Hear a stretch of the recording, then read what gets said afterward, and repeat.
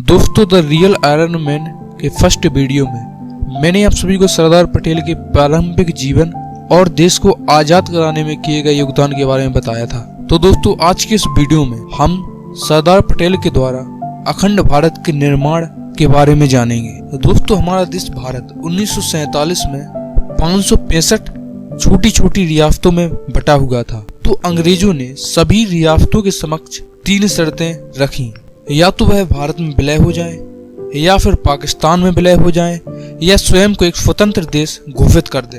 तो दोस्तों, इन 565 रियासतों में से 3 प्रमुख रियासतों को छोड़कर सभी रियासतों ने पाकिस्तान या भारत में विलय करने का फैसला कर लिया और बाकी बची हुई 3 रियासतों को सरदार पटेल और उनके सहयोगी पीपी मेनन ने बहुत ही समझदारी और सूझबूझ दिखाते हुए भारत में विलय कराया।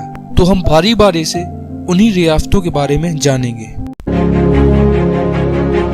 दोस्तों, रियासत जूनागढ़, जहां का राजा महावत खान था, जो कि एक मुस्लिम शासक था और वहां की 80% तक जनता हिंदू थी, जो कि जूनागढ़ को भारत में विलय कराने के पक्ष में थी। लेकिन महावत खान जूनागढ़ को पाकिस्तान में विलय करवाना चाहता था और उसने आजादी के बाद यह घोषणा भी कर दी कि जूनागढ़ पाकिस्तान का हिस्सा बनेगा, जो कि भारत के लिए एक बहुत ही बड़ी समस्या थी। तो सरदार पटेल ने समझदारी दिखाते हुए भारतीय सेनाओं के द्वारा जूनागढ़ का घेराव करवा दिया और इसके बाद वहां पर जनमत संग्रह भी कराया गया, जिसमें 95% से अधिक वोट भारत के पक्ष में पड़े और महावत खान अपने पूरे परिवार के साथ भागकर कराची चला गया और इस तरीके से जूनागढ़ रियासत अखंड भारत का हिस्सा बन गई।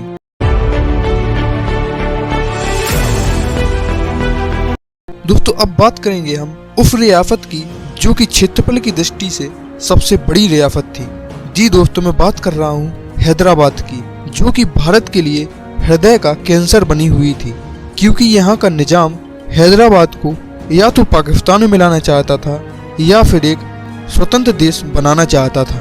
दोस्तों, और उस समय हैदराबाद में एक उग्रवादी संगठन कार्य कर रहा था जिसका नाम था रजाकार, और जो वहां पर स्थित गैर मुस्लिम लोगों को बहुत ही बेरहमी से मार रहा था और वहां से निकलने वाली ट्रेनों को भी लूटा जा रहा था उसी संगठन के सदस्यों द्वारा। और इस पूरे प्रकरण पर प्रधानमंत्री नेहरू चुप्पी साध कर बैठे हुए थे, जिसका कारण था कि उनकी अंतर्राष्ट्रीय छवि खराब ना हो जाए।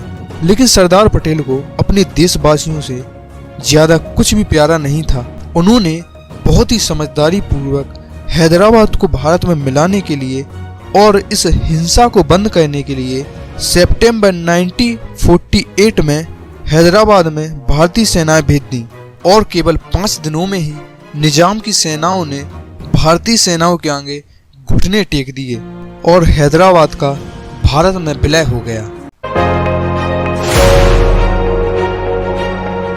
दोस्तों, अब हम कश्मीर की बात करेंगे, जो आज के समय में सबसे विवादित राज्य है और आजादी के समय कश्मीर के राजा हरि सिंह हुआ करते थे और वो कश्मीर को एक स्वतंत्र देश बनाना चाहते थे और सरदार पटेल के प्रारंभ में दिए गए अनुग्रह को भी उन्होंने ठुकरा दिया। लेकिन जब पाकिस्तानी सेनाओं ने पश्तूनों के साथ मिलकर कश्मीर पर हमला किया और मारकाट करना शुरू कर दिया, तब हरि सिंह को अपनी गलती का एहसास हुआ और उन्होंने सरदार पटेल को सूचना भेजी कि वह कश्मीर का भारत में विलय करना चाहते हैं। तब सरदार पटेल ने कश्मीर में भारतीय सेनाओं को भेजा और भारतीय सेनाओं ने बहुत ही वीरतापूर्वक पाकिस्तानी सैनिकों को खदेड़ दिया और कश्मीर का भारत में विलय हो गया।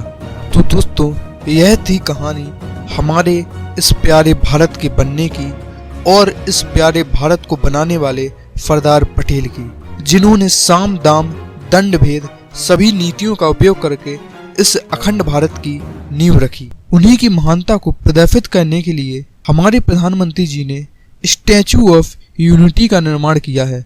तो दोस्तों, आज के लिए बस इतना ही। अगर आप और ऐसी इन्फॉर्मेटिव वीडियो देखना चाहते हैं तो हमारे चैनल को सब्सक्राइब कर लीजिए, बेल आइकन जरूर प्रेस कर देना, जिससे हमारी कोई भी वीडियो आपसे मिस ना हो।